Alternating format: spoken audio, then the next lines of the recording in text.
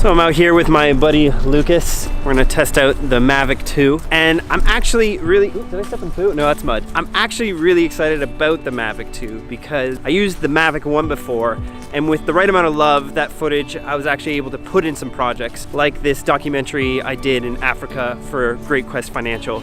But truth be told, the Mavic's footage was pretty terrible. It was pretty muddy. And so I upgraded to the Phantom 4. And what was fun about the Phantom 4 was I snuck that into a BMW project.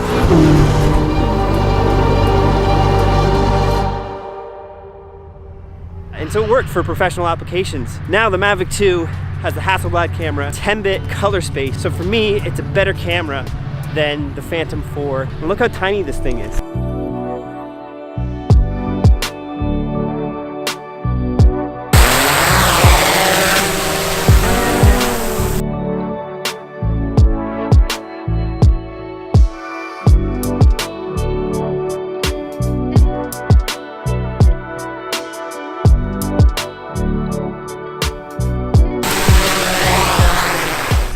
So the Mavic 2, super cool. Whoa, there's poo. Whoa, jeez, there's poo everywhere. Who doesn't clean up their dog's poo?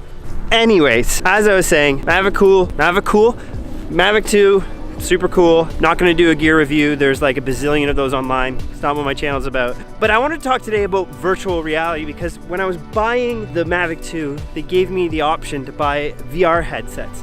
So let's talk VR.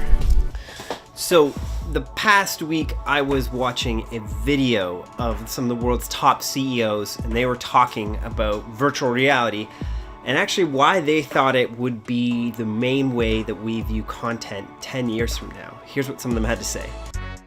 In 10 years from now, will VR be our primary form of entertainment? Yes. VR will certainly be our primary form of entertainment because it's a richer, engrossing form of entertainment. You know, I actually have to disagree with them for one main reason, because for as long as we've been telling stories, there's always been a director, whether it be a photographer choosing where the frame is, a filmmaker director guiding a story. Even when you're around a campfire, there's one person guiding us along that narrative, giving us the most emotional and engaging story possible. And in virtual reality, we let the audience choose that, and I think you lose a bit of that magic. And actually, the CEO of Disney, Bob Iger, he says it much better. In 10 years from now, VR will most definitely not be our primary form of entertainment. In a movie or a television show, for instance, it's the director's eye that points the eye of the viewer in a certain direction and enables the story to progress or be told in effective ways. In VR, that mechanism doesn't really exist.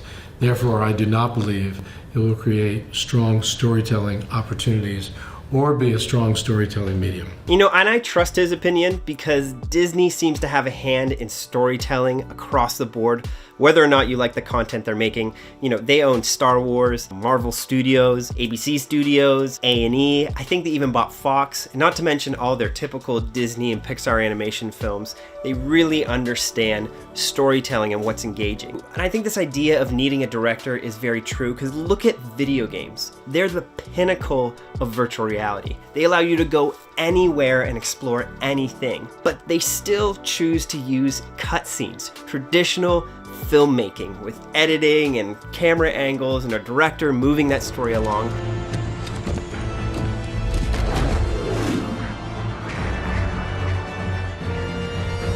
Even video game creators know that to make the most compelling narrative, the most compelling story, you still need to have a directed scene, traditional filmmaking. But that's not the only reason why I think virtual reality isn't going to make it. And I actually think I have some credence to talk about virtual reality. Because I started my career in VR. It was actually in stereoscopic 3D. Now, what does that mean? Well, that's 3D filmmaking when you have a left and a right camera, and when you go to the movie theater, you put on the glasses and you get the left camera to your left eye and the right camera to your right eye, and then your brain built it back into 3D. And this is what I actually did for the first few years of my career. That's how I got into filmmaking. I was a stereographer, as they call it, or someone who would supervise the 3D on set.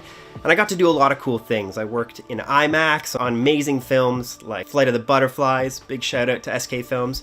I even got to teach the Queen of England 3D. And I watched the traditional 3D filmmaking industry slowly fizzle out for many reasons that I think are going to be similar to virtual reality. And I think one of the reasons why 3D has kind of died out in the home market is convenience. And I think that's what's happening to virtual reality right now as well. We just got a Google Home, and I've immediately now realized that I don't really want to have to use my phone ever again to play music, because I can just talk to a Google Home. Where now with virtual reality, you're telling me I have to put on a headset and it has to be calibrated and I have to make sure that it fits my eyes. And I think there will be a group of people who will want to use this technology and want to embrace it.